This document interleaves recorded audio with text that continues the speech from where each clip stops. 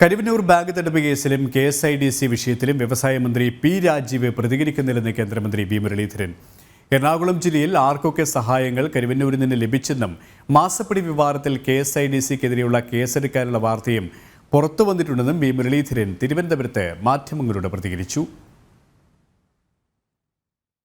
കരുവന്നൂരിലെ തട്ടിപ്പിന്റെ അന്വേഷണത്തിൽ നമ്മുടെ ബഹുമാന്യനായിട്ടുള്ള വ്യവസായ മന്ത്രി അടക്കം ശുപാർശ ചെയ്തിരുന്നു കരുവന്നൂരിൽ വായ്പ കൊടുക്കാൻ എന്നുള്ള വിവരം EDയുടെ അന്വേഷണത്തിലൂടെ പുറത്തു വന്നിരിക്കുകയാണ്. എന്താണ് നമ്മുടെ ബഹുമാന്യനായിട്ടുള്ള വ്യവസായ മന്ത്രി മിണ്ടാതിരിക്കുന്നത്?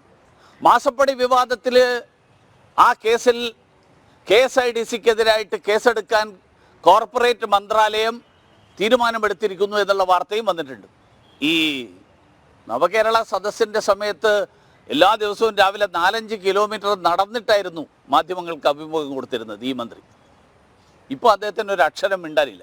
ഇദ്ദേഹത്തിന് എന്ത് താല്പര്യമാണ് ഈ കരുവന്നൂർ ബാങ്കിൽ ഉണ്ടായിരുന്നത്? ഇദ്ദേഹത്തിൻ്റെ ഏതൊക്കെ താല്പര്യങ്ങൾക്ക് വേണ്ടിയിട്ടാണ് കരുവന്നൂർ ബാങ്കിൽ ഈ ശുപാർശകൾ നടത്തിയത്? ആ ശുപാർശ നടത്തിയതിൻ്റെ പേരിൽ എറണാകുളത്ത് ആർക്കൊക്കെ എന്തൊക്കെ തരത്തിലുള്ള പ്രയോജനമുണ്ടായി? KSIDCക്കെതിരായിട്ട് കേരള സർക്കാരിൻ്റെ സ്ഥാപനമാണ്.